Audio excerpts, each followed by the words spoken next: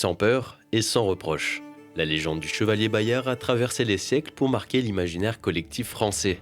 À l'occasion du 5e centenaire de sa mort, les archives départementales ont exploré leurs 43 km linéaires de documents pour concevoir une exposition qui retrace sa vie. Nous conservons dans nos fonds plusieurs documents, soit directement sur Bayard, soit sur le contexte de la période des guerres d'Italie. C'est sans doute l'un des personnages les plus célèbres de l'histoire de France, mais en même temps, c'est un personnage illustre et il est méconnu. Né à Pontcharrat vers 1475, il est issu d'une famille de la petite noblesse dauphinoise. Sa carrière débute à l'âge de 11 ans, à la cour des ducs de Savoie, où il reçoit des enseignements en équitation et sur le maniement des armes.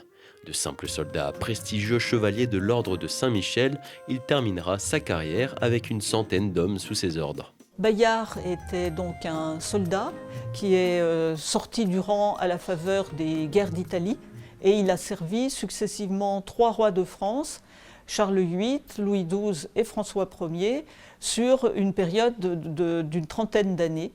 Et donc il s'est illustré lors de différents combats. Sa valeur a été reconnue et déjà de son vivant, ses biographes ont parlé de lui comme d'une personnalité exceptionnelle. Ouvrage après ouvrage, ses faits d'armes sont glorifiés jusqu'à ce que des siècles plus tard, il devienne l'incarnation de la chevalerie à la française.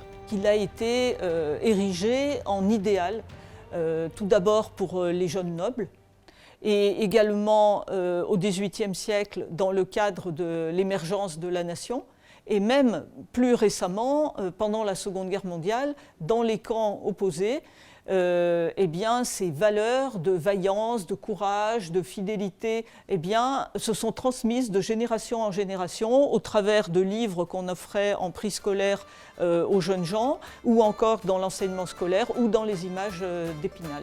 Mort en 1524 dans le Piémont pendant les guerres d'Italie, la vie et les exploits militaires du chevalier Bayard ont été largement romancés pour devenir une propagande au service des rois de France. Les 90 documents présentés dans cette exposition cherchent surtout à démêler le mythe de la réalité.